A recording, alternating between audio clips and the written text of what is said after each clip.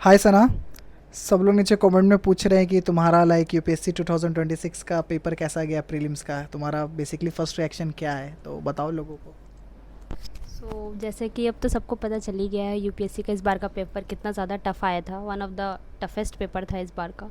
मेरा रिएक्शन ये था कि जब मैंने क्वेश्चन पेपर देखा तो मुझे एक दो क्वेश्चन देखा, मुझे बहुत अजीब से क्वेश्चंस लगे। फिर मैंने सोचा चलो आगे और देख लेते हैं। फिर सारे क्वेश्चन ही मुझे वैसे से लग रहे थे कि एकदम सिलेबस ओरिएंटेड नहीं थे, कुछ भी रैंडम सा पूछा हुआ था।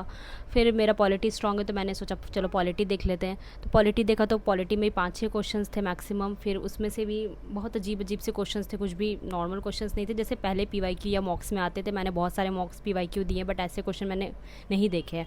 और मेरा रिएक्शन ऐसा था कि मैं ब्लैंक हो गई थी, मुझे कुछ समझ नहीं आ रहा था ये क्या हो गया मेरे साथ।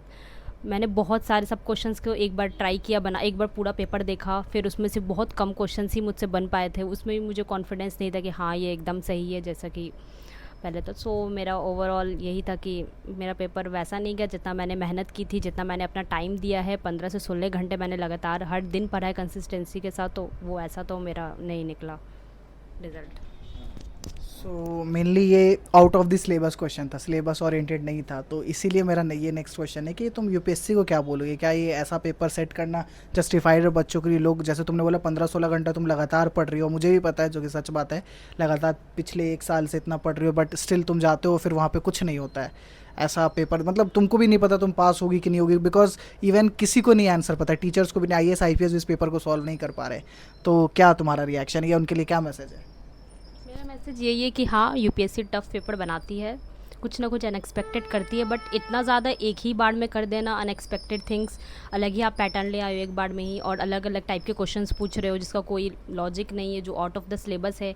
आप कुछ क्वेश्चंस पूछो जो कि अलग से हों, बट ऑलमोस्ट सब क्वेश्चंस में ऐसा तो नहीं हो सकता ना। फिर ये बच्चे लोग कैसे करेंगे जिनका फर्स्ट अटैम्प्ट है, फिर उन्हें तो और प्रॉब्लम हो गई जैसे मेरे साथ। मैं तो पूरी ब्लैंक चली गई थी पहली बार जब पेपर देखा तो।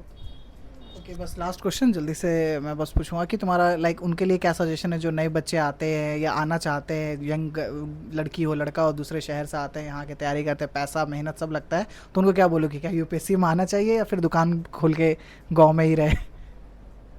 नहीं, बिल्कुल आना चाहिए, ज़रूर आना चाहिए अगर उनमें इतना है, पेशेंस है, वो इतना प्रॉब्लम स्ट्रेस जो है वो हैंडल कर सकते हैं तो ज़रूर आ सकते हैं, अपना प्रिपेयर कर सकते हैं।